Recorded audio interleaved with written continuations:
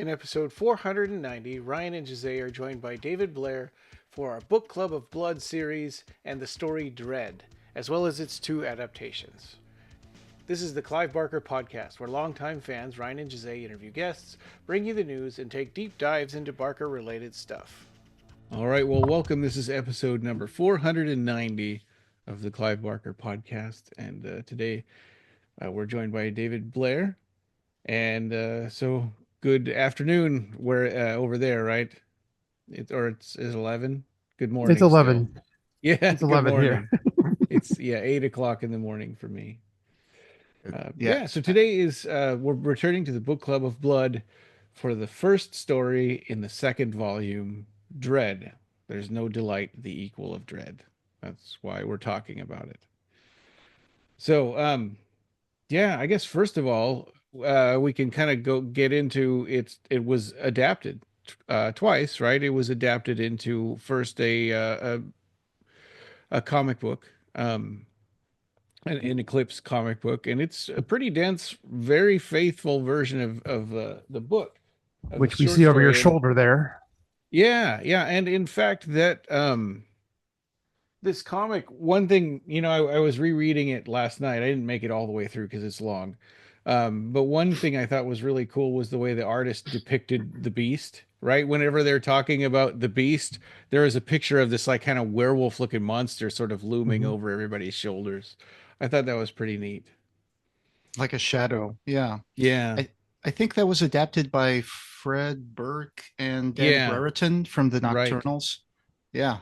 Yeah. Good stuff. The Eclipse comic book is really good, a very good adaptation. I love the art, and I actually own a little page from that. It's the one where Quaid is like telling him, "Hey, I got some pictures I need to show you," and then Stephen is kind of looking at him like, "Huh?" That page. So that's pretty good. They did a real good job of Quaid in that too, because he looked exactly as described. Right, the eyes, the clothing, the hair, everything, his face, the like grayish, bluish eyes, like yeah, that's right. Yep. The long washed out hair. Good stuff. Yeah. And then in 2009, they adapted it under the Midnight Picture Show. Anthony DiBlasi. Yeah. Right. Helmed. They did they did Dread. And at the time when it came out, I remember, we covered that, and it was pretty, that's the one. You got it all autographed and everything. Yeah. It was an okay adaptation, I thought. I mean, there were parts of it that I thought missed the point of the story. But at the same time, I understand this story is very much about internal feelings and internal narration and whatever. So it's kind of hard to put that into a full feature. But you know what? I liked it when I first saw it, and the more I watch it, the less I like it. Watched it again last night, and there's things about. I mean, I really don't like what the ending. How they changed the ending. But the weird thing that the choices that they made about the main character. What is his name? Stephen Grace. Yeah. So it seemed like they made some choices to make him more sympathetic, right? So he's got a friend who's got the birthmark and that's Abby. A new character, right? They invented that character for the movie, and but then so he's got this friend, right? And that kind of makes you go, oh, he's a pretty cool guy. But then she likes him, and he's just turning her down all the time. So he's kind of like, does he really like her, or does he just feel sorry for her? And so then the sympathy kind of goes away a little bit, and then it seems like they invented another character. What was his name? Joshua Shaw, right? To take on the part because they didn't want to wreck his character. So like, let's make this Joshua Shaw character be the one who gets deafened and turns into a clown and with the axe and everything. And but then so it's like, okay, well, maybe this means that they want Stephen to be able to, be redeemed and come back and still go on to have a normal life at the end. But no, that doesn't happen either. So I don't know. It bugs me. But yeah, David, Jose and I have talked this movie to death, but I'm wondering, what do you think of the Dread movie? I have not seen it yet. I was going to plan on watching it later today. Oh, okay. But they always do that in adaptations. For some reason, they feel the need to invent characters. And Yeah. like Jose was saying, this is like a very internalized. When you're thinking in your head, how do you get that onto a movie? Well, Yeah. yeah, sometimes you have to invent another character to do the exposition dumps, but then they'll do things like you mentioned, where they'll take the entire premise of it and just, Yeah. for whatever reason, give other characters the plot lines. And Yeah. yeah, I know.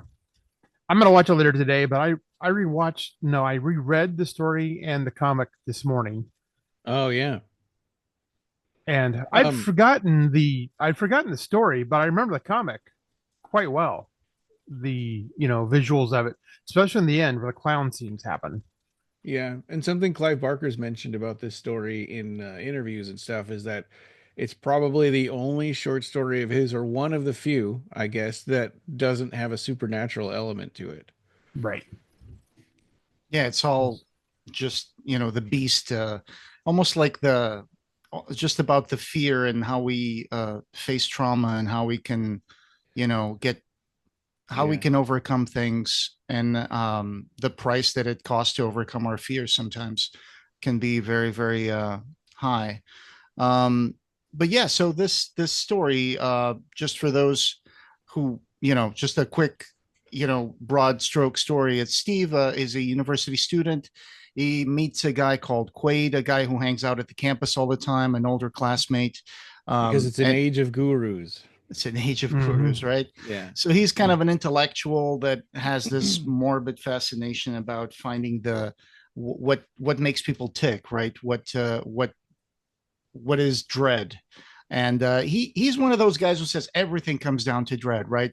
From religion to politics to whatever. It all comes down to the fear that we have of fear of fear of dying, fear of getting sick, fear of the unknown. When we die, where are we going to go? So that's the connection he does with religion and all that. So he kind of streamlines everything down to like our reptilian brain, right? And they decide to make a philosophy assignment where they would try to find out what makes people tick.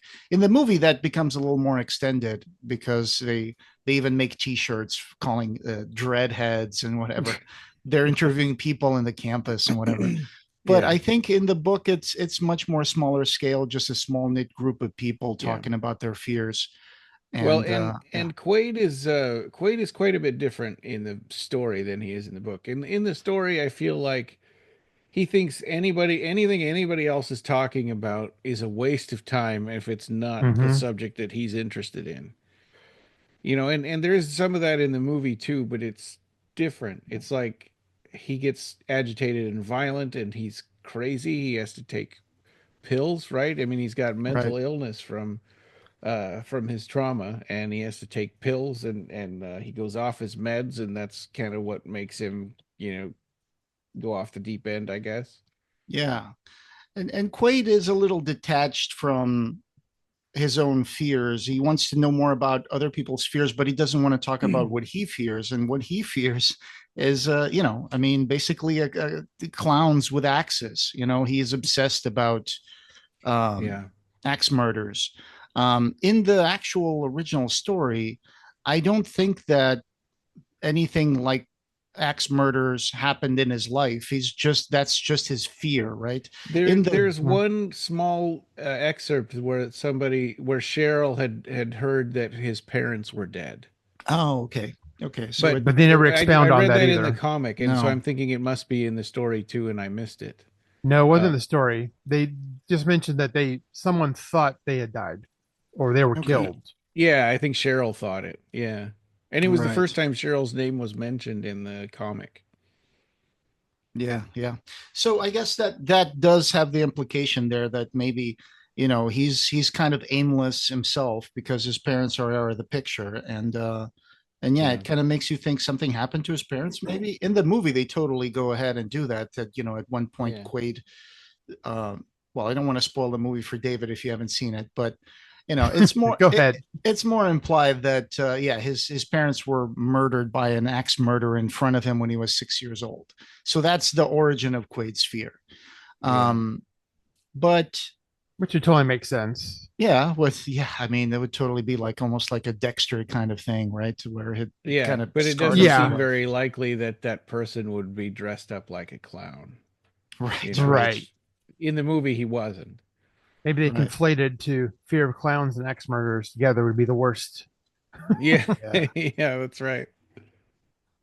Yeah, and if they had spiders all over them. Yeah. Yeah. I like how. Go ahead. How we're talking about how there's not a supernatural element to this. When we first meet Quaid in the bar, and they're talking about their classes, their ethics class or their whatever class it was, philosophy. Yeah. He talks about how what we're taught of philosophy is nothing but crap. You get a spoonful of Plato and a spoonful of Socrates, and it never gets to anything. Yeah. And that's kind of interesting on his psyche is that, he's learned, he knows about these people, but he just doesn't track with what they're saying or anything about the university system. He wants to get to like the real psyche stuff. He wants to do his own research. And he does. Well, and he feels like he's got a problem, like a personal problem to solve, and the university is his tool, and it's not doing the job. That's kind of the feeling that I got from it. Yeah, and he has disdain for it too. These people are all fools and morons. Yeah, there's a part where he talks about, there's this course where they don't even bother reading the papers, right? They just throw them up in the air. If it falls face up, it's an A. If it falls face down, it's a B. That teacher do that to me one time. That's right. Norse mythology. I had a marketing teacher where he took everybody's stuff and threw it up in the air, and then it landed on the floor, and then he told his 5-year-old niece to go pick out the best one, and that's the one that got an A. Wow, that's lazy. He said because it needs to stand out. Okay. Sure. This episode is sponsored by Don Bertram's Celebrate Imagination. Don Bertram is a longtime friend of Clive and advocate of his art, but Don's unique and inspiring paintings are for sale, and over 50% of the proceeds go to the Arts and Medicine program at the Texas Children's Cancer Center. There's even a paver in Washington, D.C. representing Celebrate Imagination. We're thrilled that this worthy cause is sponsoring our podcast again this year, and we hope that you'll consider looking over his Pinterest page and commissioning a painting of your own.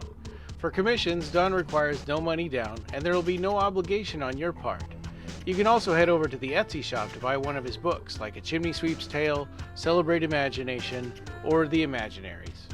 Follow the link in the show notes, or click on the side banner, and let's see what's new with Don Bertram today. On his Facebook page, you can find Homage to Pearland and Homage to Pearland 2. But also I wanted to bring up something that Don Bertram just shared, and this was something that I didn't know about until I was editing this episode. But our former guest, Hans Rueffert, is undergoing a medical procedure and needs our help. So I've got a link here in the show notes to the GoFundMe. So please click on that and take a look. Hans Rueffert developed the Imagica trading card game. He also made a glossary on one of the Imagica releases. So please check that out, and got a link to that episode in our show notes, as well as a link to his GoFundMe. It's a really cool story. And, we've all had like people in campus, when we were studying that, you tend to create a small knit group that you hang out the most with. In this case, it's Stephen, Grace, Quaid, and Cheryl, right? And Cheryl is a vegan. She can't eat meat, right? So she doesn't like to eat meat. She doesn't like to think about meat or even smell it. And of course, Quaid starts obsessing about that. And but her position is like, that proves him wrong, right? That she's not even afraid to look at a slaughterhouse because she knows she's doing the right thing. Right. And Quaid wants to say, no, there's something else to that. Yeah, it's like trying to get to the actual, initial veneer of like, oh, it's just for ethical reasons. Like, well, what's really underneath your decision there? Is there a trauma? Is there something there?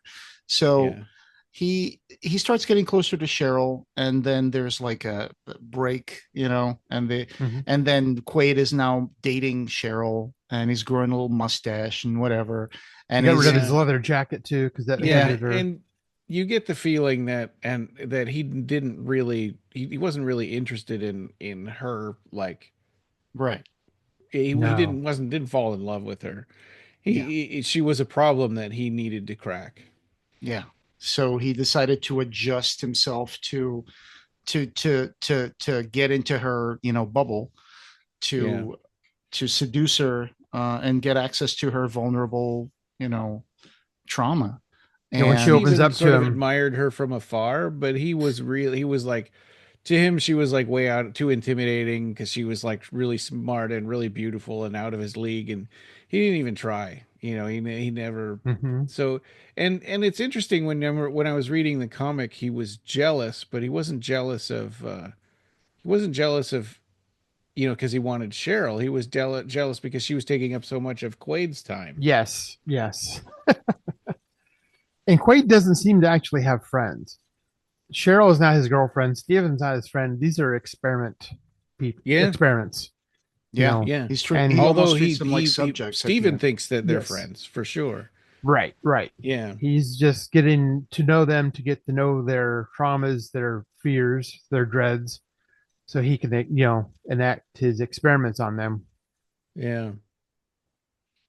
And Quaid is not just a perpetrator, but he's also a victim of his own fear. And the thing about this dread that they talk about is that this fear that we have, or this beast that we touch, it's almost like a psychological force that can shape your identity and your action and your morality. And it's interesting to think about that. Maybe I didn't really get deep into the philosophy of it, but I was thinking about, when they call the shadow, your shadow self or whatever. That's from Jung, I think. Jung, right? Yeah. But there's things that are common to all of us, like fear of the dark, or fear of spiders or snakes or predators or whatever, that are part of our programming. And then there's all the other stuff that's just fears that are born from trauma, that could shape your identity.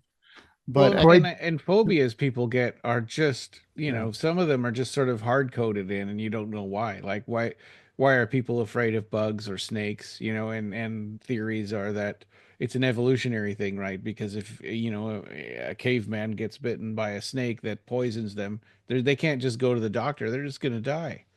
Yeah, and little bugs can carry diseases and stuff too that could take somebody out. Yeah, like Quaid. He thinks that by forcing people to face their fears, he can be liberating them from them. He could strip away the comforting illusions that keep them from getting in touch with the truth, right? So he talks about when they finally break and confront the fear, or it finally fully manifests, he feels that he can like read their soul. That's why he's watching. He wants to see that point and learn from that to actually get to see that dread. He talks about dread even being before we're even created, it's instilled right there at the moment of inception. It predates, Freud and mommy fixations and all that he talks about too. It's like, for him, dread is like the central aspect of everything. When the pre-fetus is like the curled up thumbnail, and he says that it's even there then, and Cheryl says, "Oh, you remember that?" And he says, "Maybe." He's a caricatured intellectual, so he's trying to act all mysterious and stuff, but then he just wants to dissect fear without any sort of empathy and without any sort of consent from those involved. Which turns him into as much a monster as what he fears. Yeah, but he won't talk about his fears, right? When they ask him, he says, "Oh, my fears wouldn't make any sense to you, without the larger context. You just wouldn't understand." Cheryl sees right away that that's a cop out. I think there's a certain level maybe of embarrassment for him to admit that he's afraid of clowns with axes, because yes, shame, a little bit of a shame. Yeah, the shame to admit that it's something that is what's the word I'm looking for? Senseless, that there's no real way of explaining why are people afraid of clowns sometimes, but they are. His answer is sort of a highfalutin way of saying my fear is stupid and I don't want to tell you. Yeah. He kind of feels like a Lovecraft guy. Lovecraft was very smart, but not very educated. Mm-hmm. Yeah. And I get Quaid is kind of feel the same way. He's very smart, but he's not really educated, not book smart. Yeah. He just has like a raw intelligence, and it really kind of comes through in his way of exploring dread. Yeah. Well, and his fear, I'm maybe conflating it with the movie, but his fear is maybe almost crippling. Or is that just in the movie? I can't. It's hard. It is pretty crippling. I mean, when he lives in that rundown house in the story on Pilgrim Street, he's constantly waking up from horrible nightmares, right? Where he can barely move. He can hear like the thump thump thump of the axe coming up the stairs, and it's not even there. It's just the dregs of his dream kind of going away. Yeah. But so he decides to take that one step further, because when he starts dating Cheryl, he ends up meeting Steven, and he's like, "Hey, Steven, it's been a while." It's like, "Yeah, I haven't seen you or her in a while." "Yeah, we've just been, doing some stuff." And then he's like, "Well, you should come to the house. I got some stuff I need to show you." It's like, "Oh, okay." And, going to that house on Pilgrim Street, Steven goes there to meet him. And that's when he pulls out this series of photographs that he's been doing this test with her, where he locked her in an empty room, like a sterile kind of like clean environment with just a light bulb, a table, and a bucket. Because he's like, I didn't want to reduce her to an animal, it's just got to have a bucket. Yeah. And it's just so weird the way he talks about it. Like, he says that, he had slept with her the night before. He had grabbed her like a loving lover and took her into the room while she was asleep, and then closed the door, put a big tray of meat on the room, and then turned on the cameras and started seeing what she was going to do, how long it was going to take for her to break and eat the meat. Well, it wasn't a video camera. I think he just went over and took Polaroid photographs. Yeah, it was like every 15 minutes would take a picture. Yeah. And for 6 days. She goes through the whole stages of it, right? She tries negotiating, she tries bargaining, she tries hitting the door, she tries being angry, and then he says, and then one day she just broke. She just went under the table, grabbed the thing, which was already getting like maggots and stuff, and ate it all down to the bone, and that was it. But I don't think that he learns anything from it. He just kind of, I think he was disappointed in the experiment. It's kind of like a serial killer. When they kill, it doesn't match the fantasy they have in their head.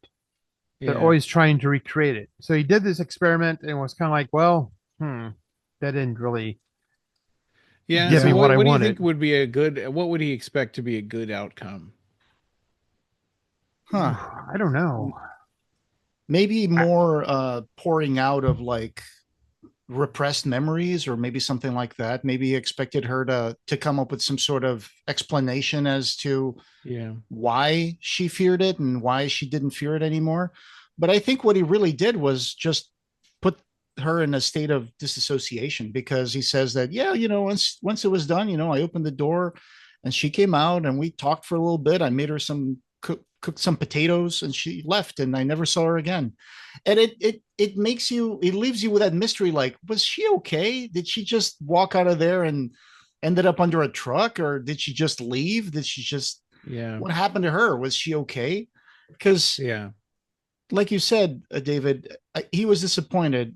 And I think that's why he decides that Stephen is going to be his next subject. Mm-hmm. You know? Yeah. So she did break down and she faced her fear. But you're right. He didn't get a good idea of why she even had that fear to begin with. My brother became a vegetarian when he was 10. And he said that it was kind of a mental thing that in his mind, he sort of equated it with cannibalism. Oh, okay. And eating meat. And so he felt that way until he was like 30. So for 20 years, he was a vegetarian, and I gave him a hard time when he was 10 because I was his older brother. And I thought, because it was a day when we were all eating liver. And I'm like, oh, yeah, I'm a vegetarian, too. Because I didn't want to eat liver.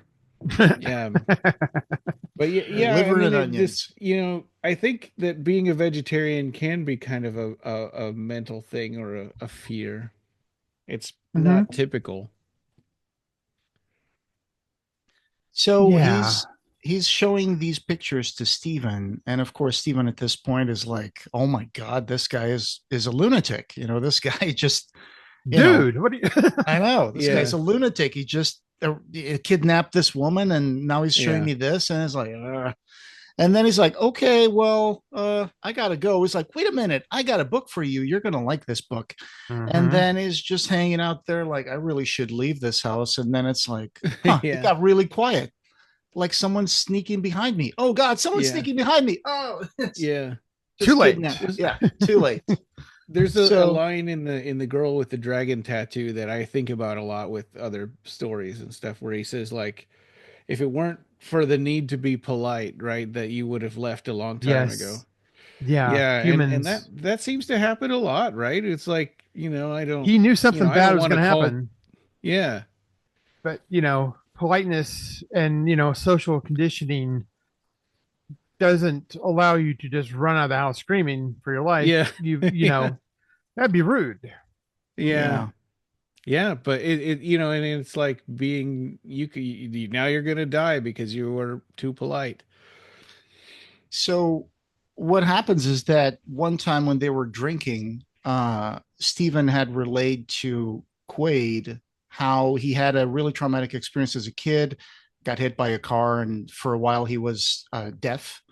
And that really cut him off from the world. It made him feel really weird at a time when he was a young kid and growing up. So, and then there was the ringing in his ears, tinnitus and stuff like that. And when he was deaf, he saw the world as people kind of looking in at him like a distorted fishbowl. Because they couldn't speak, and there was a really cool drawing of that in the comics of these people with their eyes kind of too wide apart and looking at faces. Like carnival mirror sort of faces, and that was done really well. I think I more praise for the comic book adaptation. I think especially above the. I'm sorry, Anthony DiBlasi. Was especially above the movie, at least. For me. The house that Quaid lives on Pilgrim Street kind of reminds me a little bit of the house that we see in that movie, this Fight Club. That house that's on the empty, almost a derelict house that's in a row of houses that's all boarded up or whatever, and they're in a part of the town that nobody goes to. And it really works for Quaid because he's turning that into his own little private lab. So Stephen wakes up after he's been kidnapped by Quaid, and he's stuck in the dark. He's suspended in some sort of grate, in like the dark, and he's got a clamp stuff around his head that's got clamps that go into his ears, and he can't hear anything. Not initially. Right? Not initially. Yeah. Yeah. When he wakes up, he's shackled by his ankle, and he's in a grate. He can't. Eventually, he kind of sees that he has no idea the depth. He doesn't know how high up he is, or even where he tries to do a mental map of where could he have taken me in this area that matches this, and I have no idea. I'm lost. I have no idea where I am, how long time has passed. But he tries to do so. There's that infrared camera because this is in the dark. So Quaid's taking pictures infrared so he could see. Yeah. And he's like rationalizing what he's thinking. okay, this guy's not a moron. He's going to approach this in a logical way. Mm-hmm. He's not going to flail around and beg and scream and cry, which he doesn't. But then he does eventually fall asleep. And then that's when he puts on it's almost like an autistic headgear thing where there's plugs in the ears. Yeah. So he can't hear it all. And then he feels the tightness on his head. We call it like, the iron band that he had when he was a kid. You're right. And that's when it ratchets. Oh, when he gives him water and porridge. So when he eats and drinks, everything is amplified in his own head, the sounds. Yeah. Right. Yeah. Yeah. And that drives him. Yeah. Drives him crazy. Yeah. Yeah. It's even better when he wakes up and he's got that thing around his head, because I guess it's even more unexpected. And being in the dark not just cuts him off from not being able to hear, but also from seeing where he is. So that really cuts him out as almost like a total, sensory deprivation that he's got going. Mm-hmm. And I don't know if you guys ever did flotation tanks or stuff like that, but I did. I have once. Yeah, I did a sensory deprivation tank thing. Yeah. Like nowadays you can hear music like a gorilla, like in altered states. Yeah, I was thinking that. Caveman. Yeah. Nowadays they usually have like colored lighting in there and music and whatever. But I guess if you wanted to, you could just do the dark thing and just see how it feels. But it reminds me when I worked for this company that did hearing aids, they had a room which was a silent room. It was a room with all this like padding on the wall and special padding, with a door that was specially padded as well. And it's like once you were inside that room, it was supposed to like have almost like a negative like decibel sound level. So if you stayed in there, you would start hearing your blood pumping in your ears, and you would start hearing yourself swallow and all the noises and stuff. It was really weird. I tried that once. It's pretty weird because it's made in a way that all the padding really absorbs all the noise that's coming in from outside, and also the noise that propagates inside where you are. So it's so weird. So I could imagine that. And then your brain starts coming up with things, it starts coming up with noises. It starts focusing on all that stuff, and it starts making up its own noise. Like when you're sleeping at night and you hear this kind of whooshing sound in your ears, and it just keeps getting louder and louder. And I guess that's what Steven starts going through. Yeah. He starts hallucinating, and then all the feelings and fears come rushing back. He starts crying again, and he starts reverting to back when he was a kid. And he's afraid that the grate, is like a bottomless pit underneath of it. So he's, there's a point where his shoe comes off and he thinks he's just lost it forever. Yeah. And I guess that shoe becomes almost like the thing that makes him turn, because if he loses his shoe, then he's losing a part of himself to the dark. And I guess that's the thing that tips him over the edge, because once the shoe falls and he's like, oh, please don't fall. And then the shoe falls, like, I'll go too.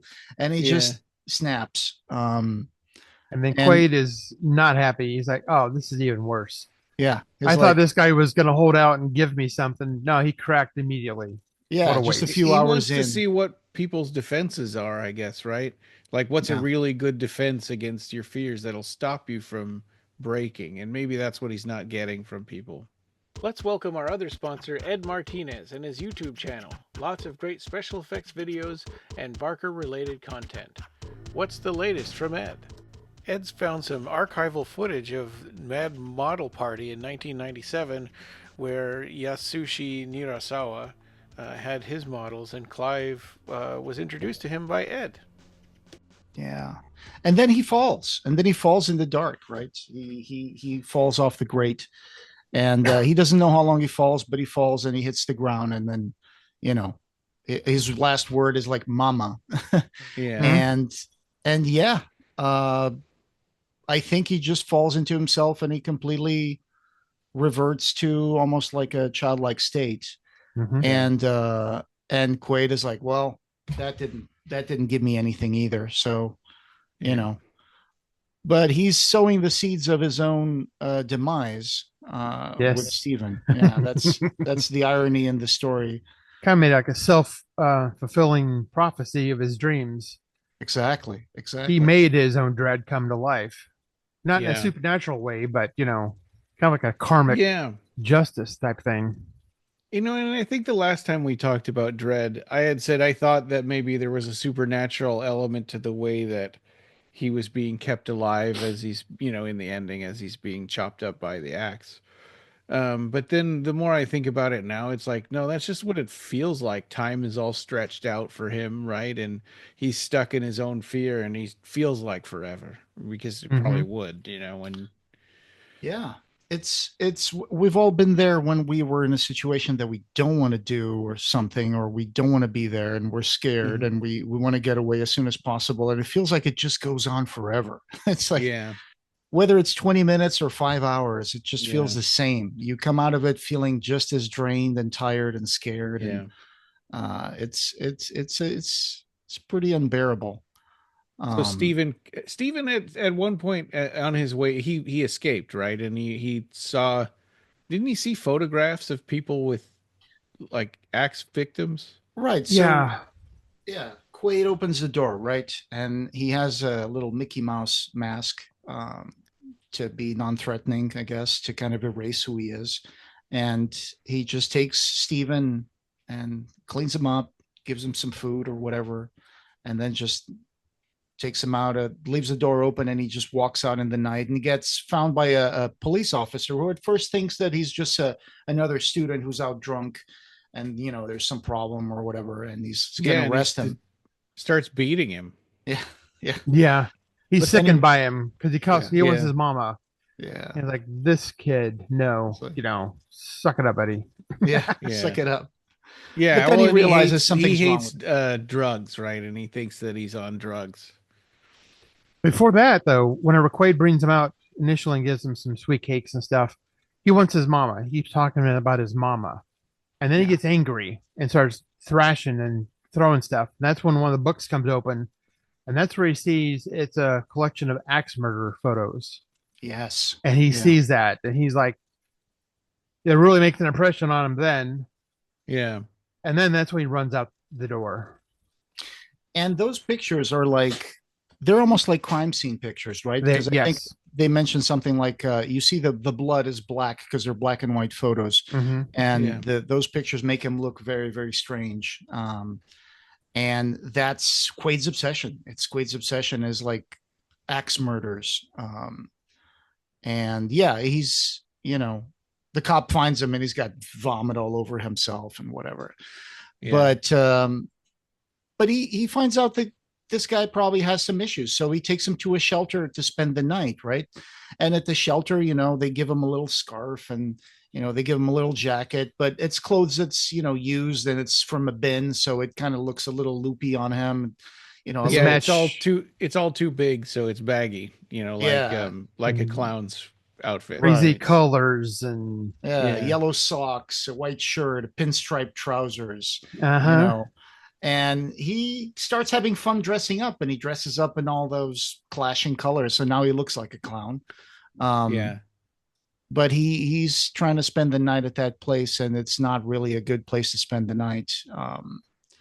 But I like the way that they did that they showed things in the movie. I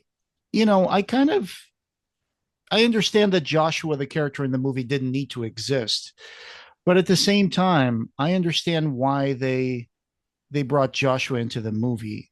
The guy who had the issues with the being deaf when he was a kid, and then they bring him as a separate character apart from Stephen Grace in the movie. Just they didn't want to break the main character, because then you would lose your sense of of tension, right, about what's going to happen to because like if they're broken already, it's like okay, and, I guess I'm not really afraid for him. And I think it would have been hard to great Stephen being like the surrogate for the audience, it would be hard for us to be able to get into his mindset once he breaks. So I think that in that sense, I understand why they put Joshua instead. But yeah, so the hostel is not a nice place to spend the night, and he ends up escaping. And on a way out, he sees, near the fire extinguisher, a little axe. And this is my favorite line, maybe in the whole of the books of blood, is like, he saw the axe, the curve of the axe smiled, and smiled back. Yeah.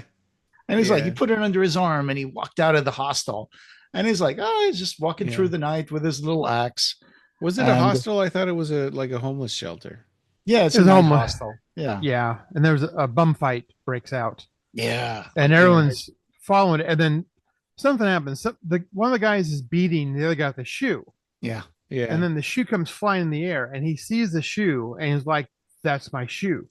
And then he remembers being in the grate and his shoe, and then everything like clicks right there. He remembers Pilgrim Street. He remembers a person. And that's when he gets out of his cot and decides, I got to get out of here. Yeah. And that's when he finds that axe. And then he goes skipping down the road back. Yeah. He wants to find his shoe. So yeah, he's gonna go back to the Pilgrim Street house. But it's just so good. The part where he finds the axe, it says here, the axe seemed to like being touched. It was dusty and hadn't been used in a long while. Too long. It wanted to be picked up and stroked and smiled at. Steve took it out of the brackets very gently and slid it under his jacket to keep warm. Then he walked back out of the reception office through the swing doors out to find his other shoe. I just love the way that he writes this. It's just such innocently written, but at the same time, it's like, oh my God, this is going in a really, really weird direction. Yeah. Yep.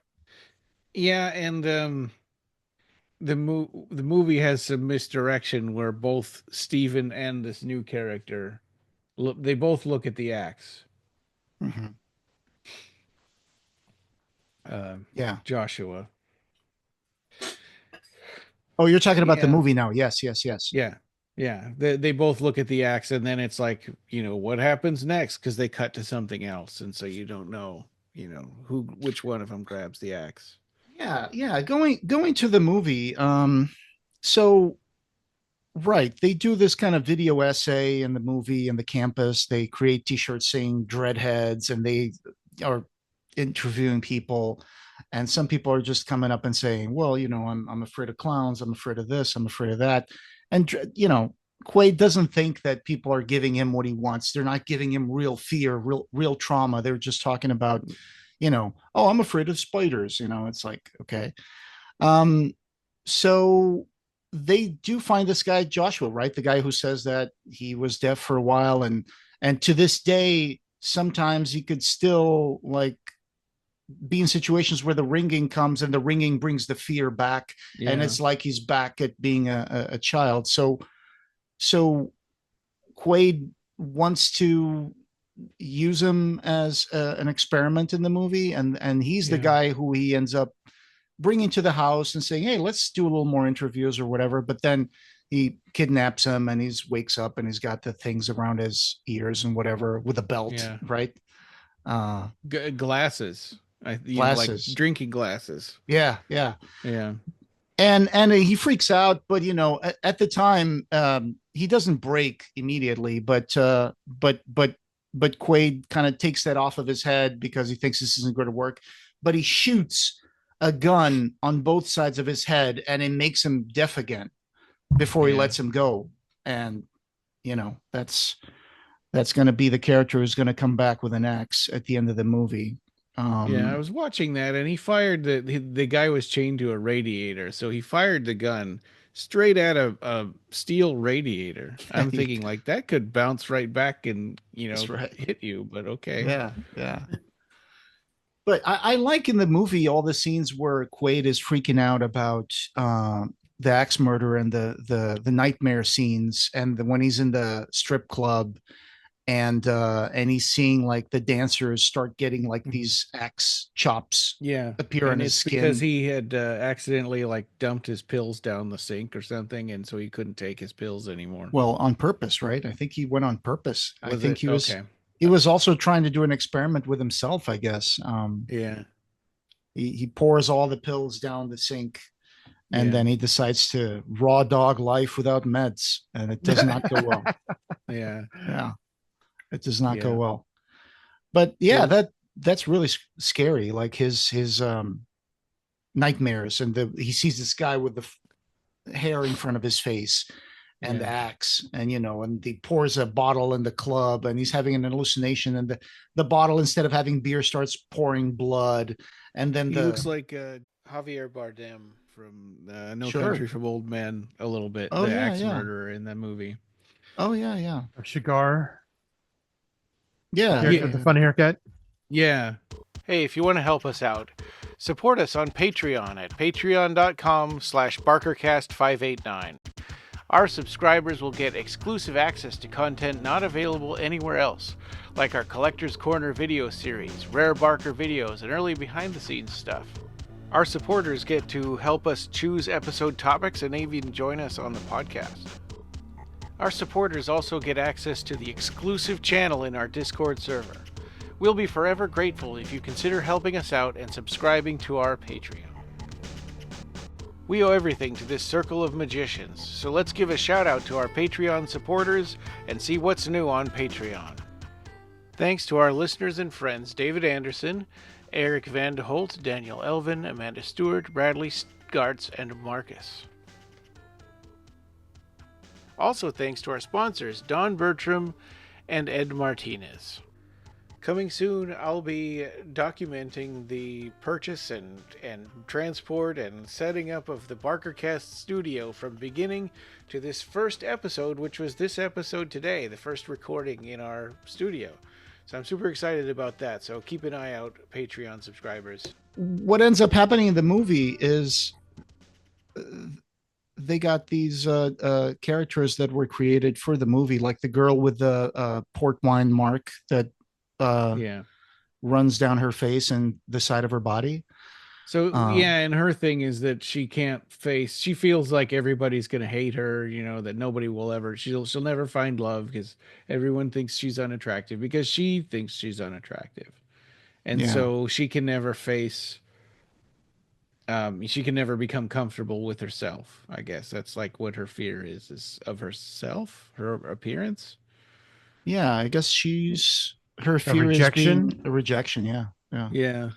And it does happen because she actually is interested in Steven, but Steven his heart is somewhere else with the other girl. So he's in love with Cheryl. Her. Yeah. He has starts a relationship with Cheryl.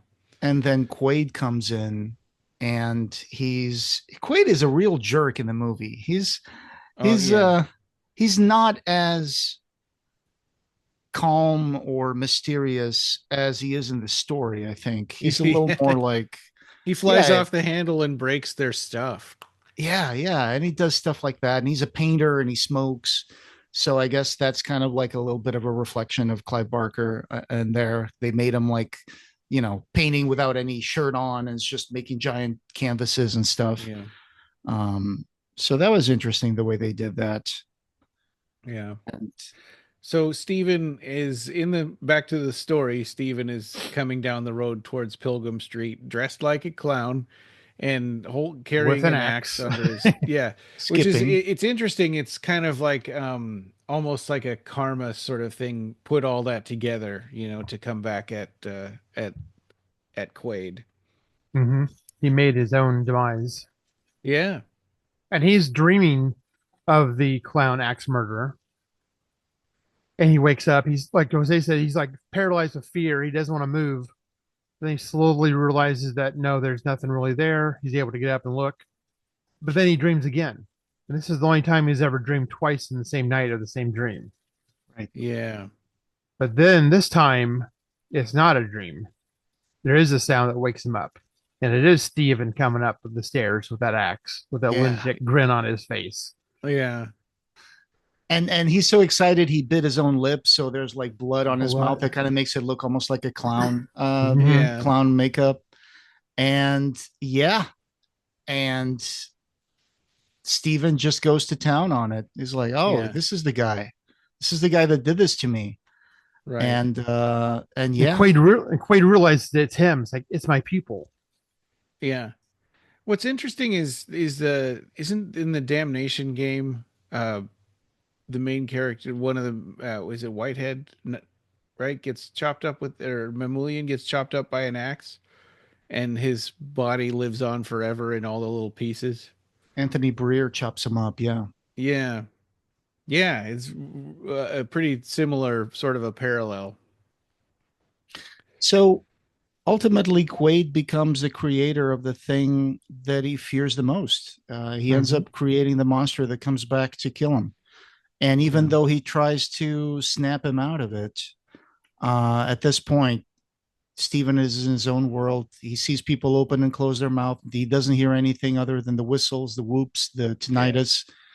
He's checked out, and as it said, he's in a place where reason and logic can't get to him anymore. Or pleads, curses, where no rational argument nor threat would ever fetch him out again. Where the thump of his heart was law, and the whine of his blood was music.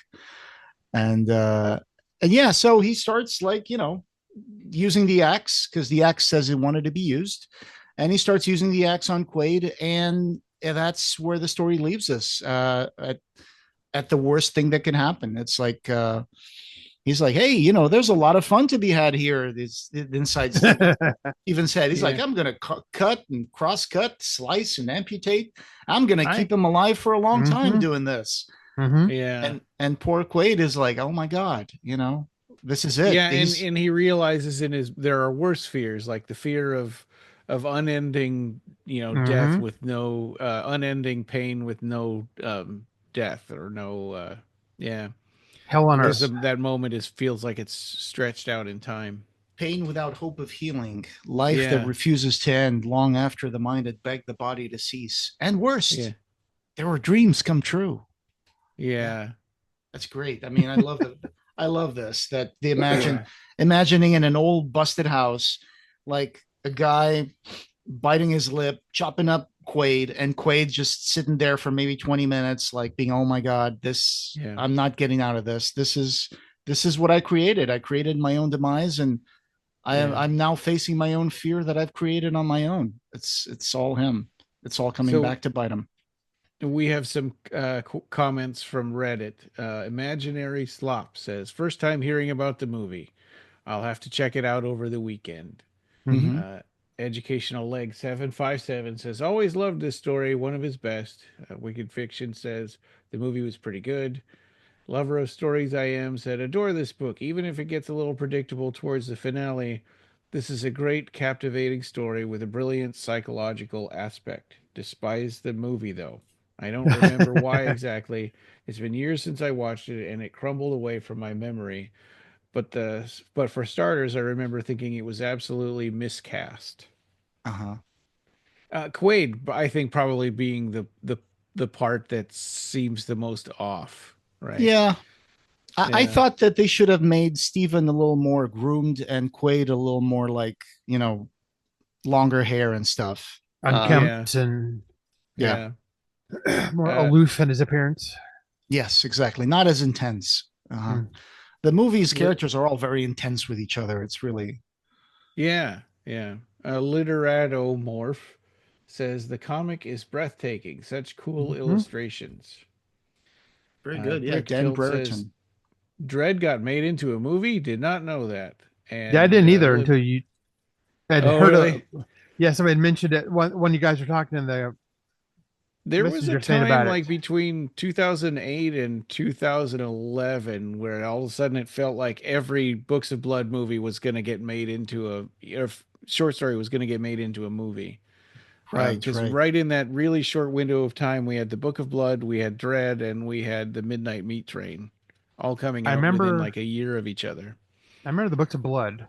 I saw that. That was actually quite decent. Yeah. So, then, go ahead. Oh, there's one more comment. Yeah, Living at Risk 1849 says it's a good one. It is. It is a good one. Yeah. I was going to say that Anthony DiBlasi is also on Instagram. He also did a lot of interviews around the time that this movie came out. And there's a JoBlo article that I'm going to add to the show notes. And they asked him how he got involved with Clive Barker. And I know we probably mentioned the Midnight Picture Show before, but it says, I went to film school in Boston. I'm from Boston, went to Emerson College. And then there was a program where you could come to LA. And he came down on his last semester to LA. He was taking a couple of classes. He was doing an internship at Marvel Studios. That's before the Tobey Maguire Spider-Man came out. So they were still a small company. And he says he had a lot of free time. He really wanted to get into horror. So he talked to his advisor and he says, are there any people that you know that are in the business? And he sent him a list of names. And Clive's company was one of those. And he got in touch with his producing partner, Joe Daly, who had also gone for Emerson for a semester. And then they got to interview for an internship at Clive, and there at the meeting they just kind of hit it off, and they hired for an internship, and then 2 weeks later they hired him full time. Actually, one of the first stories that he wanted to develop before Dread was I think he said something like it was Pig Blood Blues that he wanted to adapt. There's a script for Pig Blood Blues.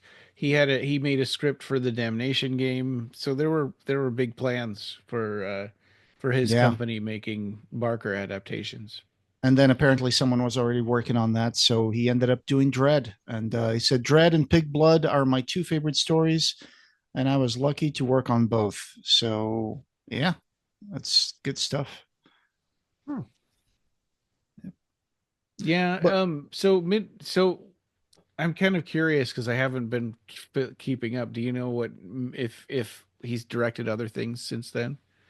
He must have. I can check. Yeah. Let me check that. Yeah. What are you looking for? I see here in IMDb, he did a movie in 2023 called Malum. I haven't seen that one yet. And then he worked on Extremity in 2018, Her Last Will in 2016, and it goes on for that as director. Okay. So he's been pretty busy. 2015 he did 2 movies. 2014, 2013 he did like 3 movies. So he's done a lot of stuff. I haven't been keeping up with that mostly, but I haven't either. Or Clive, a lot of his adaptations just don't go to film very well. Yeah. I know the first 2, Rawhead Rex was something else, Transmutations, and then he finally got fed up and did his own Hellraiser, which I think is the best Clive Barker thing ever. Absolutely. Yes. Yeah. 100% on that. Candyman was interesting, right? Because that was a good one, though. It went pretty far away from the original story, but it still worked. Mm-hmm. And Lord of Illusions, at first I was going in there expecting it to be just like the last Illusion when I went to see it in the theater. And, but it kept growing on me. I went back, I saw it like 5 times in the theater, and it kept growing on me. And, I always wish they would have done more with the character in movies. The private detective, Harry D'Amour. Mm-hmm. Oh, yeah. I think it could have been great. I agree. It feels like, it's probably too late now to come back with more Harry D'Amour movies with Scott Bakula. Yeah. Yeah, they'd have to recast it probably. I think that would be like a perfect Netflix thing. Because Netflix does some good horror stuff. The Guillermo, what was the Cabin of Curiosities? Yes, Guillermo del Toro. Mm-hmm. That would be a great for Clive Barker. They could do like the Books of Blood. For Netflix, because those stories seem to kind of work in that. Well, and that almost happened with Hulu, and then it got changed around so much, and it turned out that they didn't want to pay for the rights for stuff that other people had already paid to develop, and so they let's throw in some new stories, and then it changed from that to let's just make it a movie instead of an anthology series. Right. Yeah. These things go through the wash, don't they? Yeah. The last thing that we heard about that was being worked on was Mick Garris and Clive Barker were going to team up to make an anthology series that was going to be filmed in England, but I'm not sure what the status on that project is. Well, they had a company in mind to back it, and I think they turned it down, and so now they're looking for other people to back it. I think that's probably where it's left off. Yeah. The movie's on Plex, Dread, so you can watch it with ads on Plex for free. Yeah, we've added. I don't think it ever made it into high definition, right? I think this DVD might be it. That's a good question. And it's this After Dark Horror Fest 4, so it's like lumped in with other. It's part of a series, I guess, that have to do with a film festival instead of. Instead of getting, being more like its own, hey, this is a Clive Barker movie. Well, I was looking to see if there's a Blu-ray edition of Dread, and apparently there is. But there's an HD version on Amazon to rent. Oh, and so there's an HD. There's a Dread Blu-ray from South Korea, apparently. Okay. Interesting. It says here subtitles in Korean and English, DTS HD Master Audio 5.1, and 1080p Blu-ray. Yeah, so it's the uncut edition. Apparently, 94 minutes. It's on the Blu-ray.com forum. The movie has a really weird color palette. It's all kind of like it's very saturated, right? Yeah, brown and yellow, kind of a Yeah, the blacks are very crushed. The contrast is very, very drawn up very high, and the colors are very saturated. I kind of liked it. It has like a very dark mood to it. But if you haven't seen the movie, go check it out because, at least you'll be able to see how it was adapted and all that. But I honestly, there were a few things I would love to have seen changed, but I like the ending, actually. I'm not going to discuss it here, but I like the ending, the way they kind of reversed a certain thing that we expected. And then it's like, I do not. I don't like that at all. I felt betrayed. You felt betrayed. Yeah. I could see that, but I kind of was like, oh, okay. So they went and they subverted our expectations at the end a little bit, but that to me is like when a director feels like they have to put their own, it's like a dog peeing on a fence or mark their territory. Yeah. If you're coming into this and never read the stories or anything, try to get the graphic novel, or at least get some look at it. It's very well done, and I don't think it's very expensive on eBay. If you want to go, I don't think any of these have gone up significantly in value. No, they're pretty reasonable used copies. There was a British student that apparently did a trailer of his own for his own adaptation of Dread in 1990. It's on YouTube. I found that this morning while I was looking around. Yeah. And it was a guy called Derek Boyes. He said he remastered this and he put it out 5 months ago. He said, this was my 1990 video adaptation of Clive Barker's Dread. It's just 2 minutes trailer, but it's got like, dialogue scenes in black and white of the characters talking about Dread.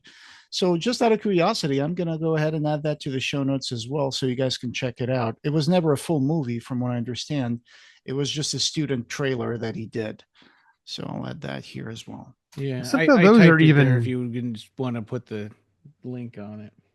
Some of those are even better than full on adaptations, because they have a real passion and they're unburdened by a bunch of politics and, egos and stuff. So they're definitely worth a look if you can find stuff like that. Right. I mean, you remember when we were hanging around the Hellbound web and people were making their fan films about Hellraiser, like, yes, and some of those were really, really good. And they went places that, the sequels never really care to go.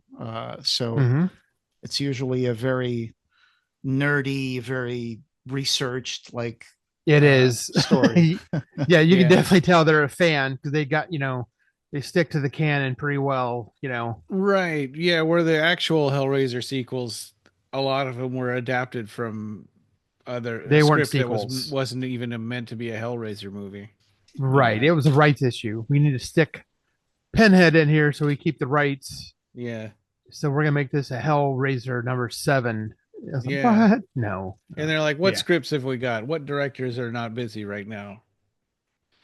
That's they really, really hosed him. I would like the one that the most egregious is some minion came to the Weinsteins and said, "Hey, look, our rights are going to expire in like 5 weeks unless we do a movie."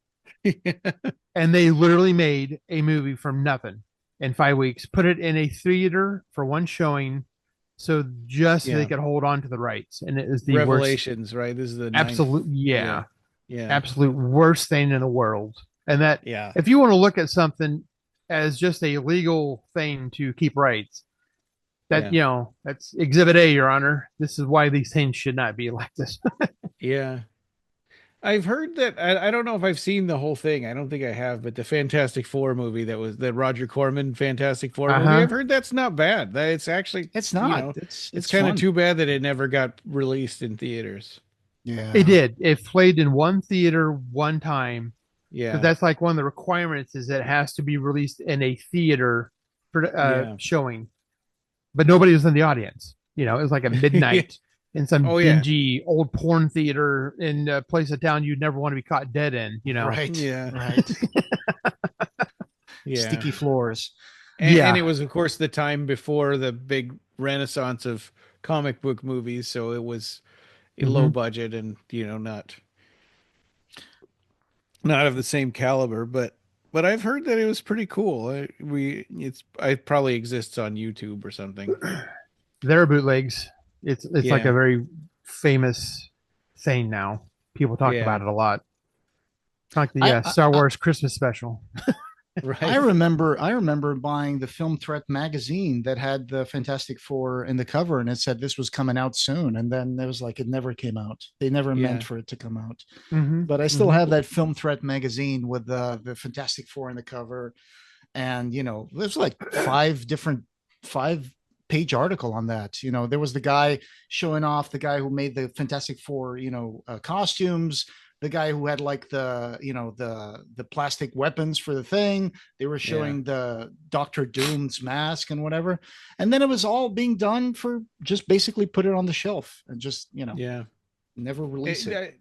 I remember seeing in the theater a trailer for Alien 3 where they're like, on Earth, everyone can hear you scream. And it's like that made it all the way to the theaters, you know, before they completely switched directions and made a totally different movie from whatever that was. Yeah. Oh, yeah. Isn't that crazy how that, you know? Yeah. Yeah. I learned some other things when I was reading articles with Tony DiBlasi. He said here that in the movie, he did swap around and create some characters. Stephen Grace's story in the short story became Joshua's, with the character that, you know, gets the things. And Stephen's story became mine. And then Anthony DiBlasi goes to say, because Stephen in the movie, he's traumatized about his brother dying in a car crash, so he doesn't because he was drinking and driving. Yeah. He says, I was in a bad car accident when I was 16, and I had 3 friends in the car with me. Everyone survived, thankfully, but there were some very serious injuries. I was able to put that into the film, almost seeing Stephen as a stand-in for my own little brother. And then he goes on to say that Abby, the girl with the port wine mark, was also another creation, not in the short story. He says, a close friend of mine has a port wine birthmark, and it was always a part of her social experience growing up. So I thought that was a perfect way to represent dread in a physical form. So that's, for what it's worth, that's really interesting. I'll try to add those interviews here to the show notes as well. Okay. If you want to read more about Anthony DiBlasi's Dread. There we go. Yeah.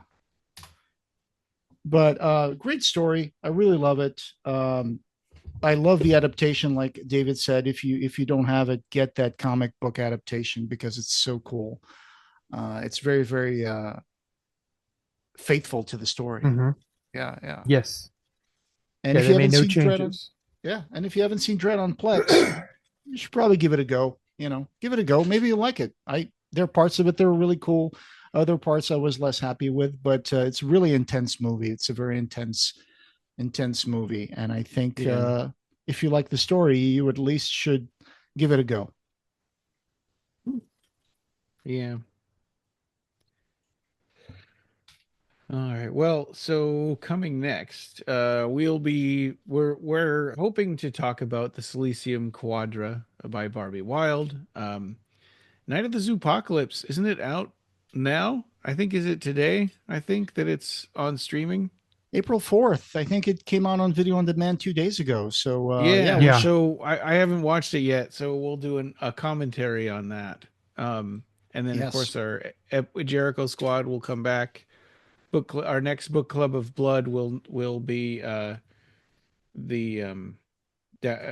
is that, the race one? Oh, Hell's Event. Hell's Event. Thank you. Oh yeah, that's right. Yeah. That's another good one. Yeah, and of course episode 500, right? So that might take some work to put that episode together, because I think for what we were thinking about is kind of a retrospective on the different times, in our podcast, and so do little segments and bring on different people representing those different times, and then play clips and stuff like that. So it might be a lot of work to put that together, but I thought that sounded like a cool idea. That was Don Bertram's idea. Yeah, and Phil and Sarah even asked us, "Hey, you guys are coming up to episode 500. You guys know what you want to do?" And yeah, so people are paying attention to that, which is exciting.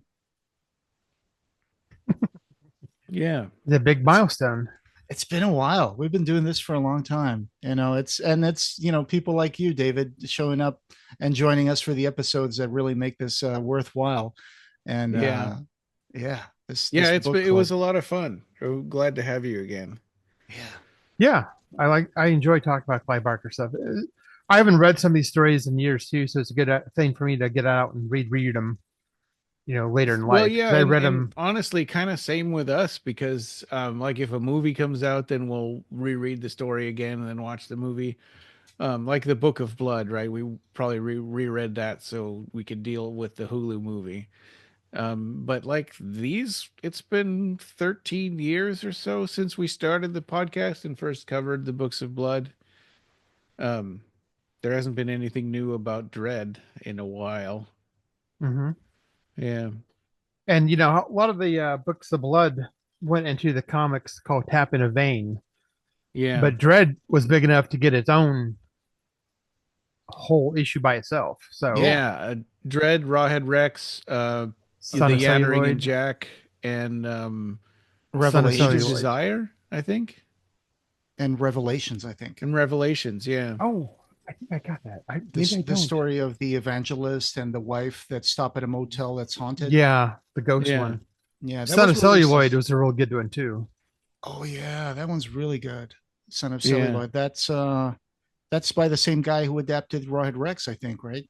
The art, I think it's all painted and stuff. It's really good. Mm-hmm. Yeah, it's really good. Those were like truly some amazing graphic novels that came out. Those are probably some of the best adaptations ever done of the Books of Blood stories. Well, and I wish Rawhead Rex had looked more like that, right? Yeah. Well, and when you go and watch Pumpkinhead looks a lot more like that comic adaptation of Rawhead Rex than the movie, for sure. Yeah. Now I want to watch Pumpkinhead again with Lance Henriksen. That's a great movie. Oh yeah. Yeah, I can't watch that because it has a little blonde kid who gets killed, and I'm like, I have a little blonde kid, and I don't know. Yeah. No, it's different when you got kids. Yeah. It hits kind of close to home. Although Rawhead Rex eating that one kid is still funny. Well, yeah, I mean, I think that unintentionally funny. Yeah, totally unintentionally, but still, something that absolutely should be like the most horrifying thing in the whole movie. Yeah, and it just, yeah. I love the fake out of the dead mole behind the bush, and it's like a scream, and it's like, oh, it's just a dead mole, and then they look back, and there's like Rawhead pulling the kid out of the car, eating him, like double handing the kid like a big burrito. Yeah, it's good. It's good. Well, that's what, in the story, that's what it was. And right. I mean, you couldn't see him lifting the kid up in the movie. But one thing you just reminded me is that, yes, when you're a parent, I guess there are things that kind of become a lot more sensitive. Like my brother once told me, I don't know if you ever watched this movie with Willem Dafoe called Antichrist. It opens with a slow motion scene of a kid falling off of a window from an apartment building. And my brother lived in the 9th floor and he had 2 kids. And he says that once he saw that, he just turned the movie off. He couldn't watch it anymore because that was one of his great fears, that the kid would go in the balcony and fall off. Oh, yeah. Well, there's a glut of movies in the 80s where a kid chases a ball into a street and in slow motion, and then they get hit by a car. It's like that trope gets used a lot, and it's kind of tough to see over and over again. Yeah. Oh, yeah. My kids would go in the front where the road is all the time. They would ignore the backyard and be gravitated toward the front. And we absolutely hated it because people go speeding by and they could never be out there by themselves. We always had to be out there with them. And traffic has only gotten worse, more and more cars going faster and faster all the time. It's like it used to not be that big of a deal to, just take off and ride your bike some, miles to go somewhere. And now I don't know, as a parent, I don't know how comfortable I am with that idea. Now my kid drives. And it's oh, wow. And a new level of terror. Yeah, I could see that. Yeah. I faced my own dread, and I overcame it because a lot of people are probably going to say, oh, that's not a bad thing. But it's like when I was just working from home and I wasn't even meeting my coworkers or anybody like that, you don't even know what they look like or whatever. I just felt like I was spending a lot of time just working from home, and I felt like I was becoming much more withdrawn. Like the only people I would actually be hanging out with would be my wife and Ryan and maybe some people on the phone. And I was like, that was my concern, my dread at the time was just like, when I quit that job and when I found another job now that I have to commute every day and I actually have a team of supportive people at the office, I was like, well, I hope that I'm not going to come out as being weird because I've been working from home for 4 years. So I just tend to be very, very optimistic and very go in the office and say good morning to everybody. But I guess I would say my main dread was just becoming more withdrawn and not realizing that I was becoming withdrawn.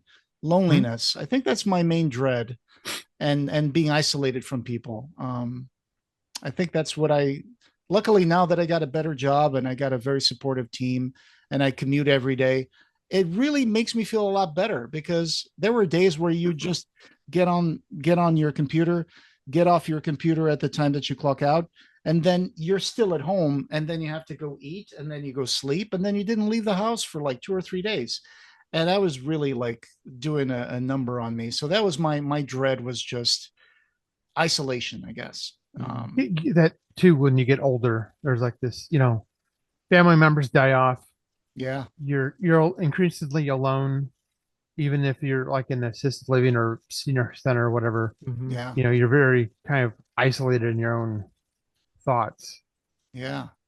And going to so many concerts, my hearing is a little shot. And so I have to tell people nowadays that you have to talk to me a little more direct, because otherwise, if you just whisper at me, I'm probably going to be saying, but I have no clue what you're saying. So in a way, I'm a little bit like Stephen Grace right now. Yeah. When I go to concerts now, I have to wear plugs so I don't destroy my hearing more. But it's hard being cut off from the world. Yeah. So I do empathize a lot with that Stephen Grace's character in Dread. My biggest fear is when I was I was 8 years old or 7. I think I went to the doctors and they said, we're going to take your blood. He didn't say I'm going to draw a little bit of blood, right? He said, I'm going to take your blood. To me, that was all of it. And I said, well, are you going to give it back? And he's like, oh, that's so funny. And so they did that. And I thought I was dying. And I convulsed and I crossed my arms and I passed out and I crossed my arms. And then they thought I had some kind of a seizure disorder and stuff. Yeah. And from then on, if I'm getting blood drawn, I have a good chance of, if I don't distract myself looking away and thinking about something else, I have a good chance of passing out. Yeah. That it all comes down to probably that one moment that really marked you. Yeah. Yeah. Some doctor, should have taken a little more time to probably explain. Mm-hmm. Yeah. Yeah. Because kids, we take things at face value and sometimes we don't really understand unless we're explained what's going to happen. And our mind is very tricky in creating situations where we feel lost. Yeah. Yeah. So I would hate to think what Quaid would have done to me. Yeah. Here's a bucket of blood. Yeah. Oh, anyway. Yeah. You think that's bad? I remember seeing, in the farm, in my grandfather's farm, whenever we would go there from the city to the farm, you'd get to see like things like, killing chickens, killing pigs, and we're not talking killing pigs with like a little piston gun. We're talking about killing pigs the old fashioned way, like two uncles hold them down and one stabs them in the heart with a knife, and then they slice the throat and then they take all the blood out. And it's like, yeah, I saw that once, and I don't think that, And then they dismantle the pig, and then you're like, oh my God, this is what we look like on the inside. Yeah. It's, we're all creatures of scar tissue and trauma and fears. Yeah. Yeah. That's funny. It's funny. And then we outgrow those things, and sometimes we don't. Interesting. Mm-hmm. There's no delight the equal of dread as long as it's someone else's. Right. Yes. Right. Yeah. I think that's a good sentence to end the episode on. Perfect. Yeah. And so go check. Podcast having no beginning will have no end. Thank you for joining us, and we hope you have subscribed or followed our podcast. You can find the Clive Barker Podcast wherever you find audio. Show notes for this episode, as well as news and reviews, can be found at our website at www.clivebarkercast.com. The Clive Barker Podcast, or BarkerCast, is an independent editorial podcast and blog that's not affiliated with Clive Barker or Seraphim Inc. This is a labor of love by the fans for the fans. You can chat with us on our Facebook BarkerCast listeners group, our Facebook page, Reddit, Blue Sky, or our Discord server. Have you already bought our book? The BarkerCast Interviews Occupy Midian, available in Amazon hardcover, Kindle, and Apple Books. Join our Patreon and become a patron to get access to exclusive stuff, pick an episode topic, or maybe join in the discussion. You can also buy a t-shirt in our TeePublic store. Just go to teepublic.com/stores/BarkerCast. Leave a voicemail for us on the SpeakPipe link on our blog, and we might put it in the episode. Opening and ending music generously provided by Ray Norrish. Thanks for listening.